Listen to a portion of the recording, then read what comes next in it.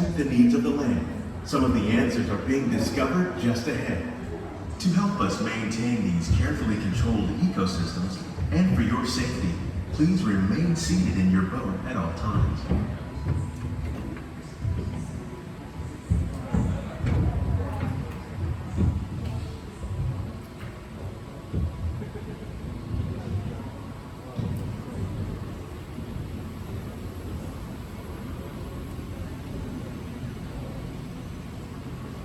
Welcome to our living laboratory, where scientists from Epcot and the U.S. Department of Agriculture are exploring innovative ways to produce bountiful harvests now and into the future.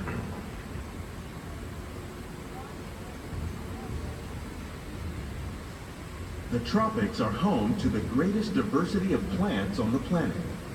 Many of these, like papaya, bananas, cacao, coffee, and rice, are well known around the world. These are just a few of the edible plants that have been an important source of nutrition for people living in the tropics. Many are rich in vitamins and minerals, while others are well adapted to growing in less than ideal conditions. Some, like the water lily, thrive in wet, swampy areas and waterways. All parts of this plant, even the flower petals, are edible. The starchy root of the plant has long been used to make flour for baking.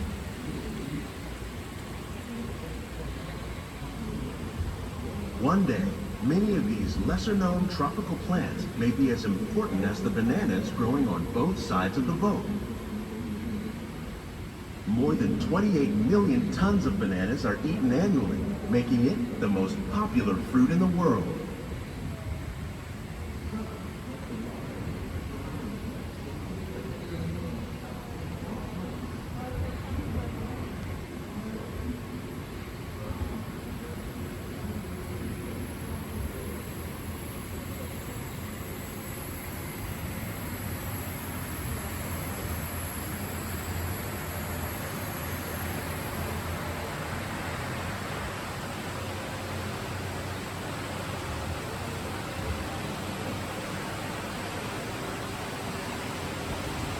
When we mention farming, you probably don't think of fish, but fish farming, or aquaculture, accounts for nearly half of all the seafood consumed globally. Tilapia, bass, and catfish, like the ones you see here, are three of the more popular crops raised by fish farmers. The sustainable system we're using here recycles the water in the tanks. As a result, we're able to save millions of gallons each year. Our small fish farm produces nearly 5,000 pounds of fish each year to serve at restaurants around Walt Disney World.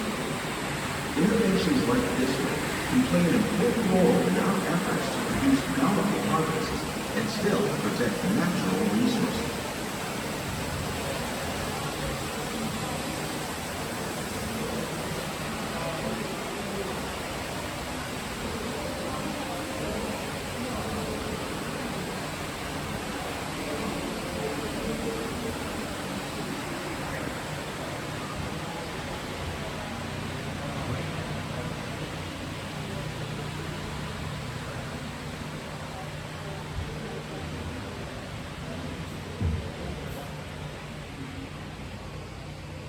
While there are more than 50,000 edible plant species in the world, most of us are only familiar with the handful that make up our everyday diet.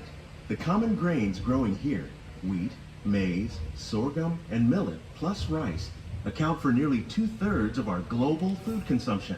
Learning how to increase yields of these staples is an important goal of research around the world.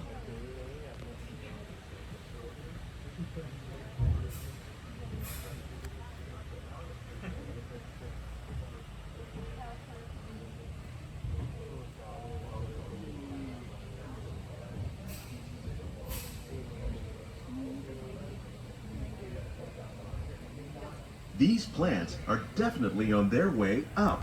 Innovative growing techniques like these increase yields while more efficiently using resources like water, fertilizer, and pesticides.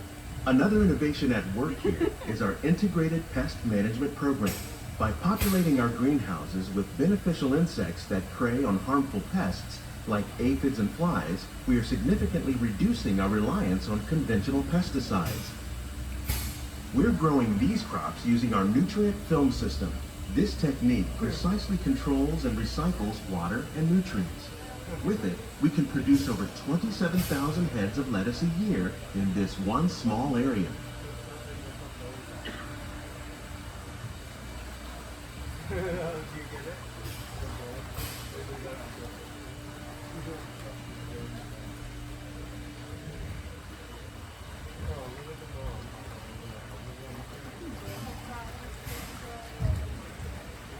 Some of our best ideas have been inspired by nature, like these fruit and vegetable trees. By growing these ground plants vertically, we can increase yields and better control diseases. These crops taste as good as they look. In fact, we serve more than 15 tons of produce from our greenhouses in restaurants here at the Land every year.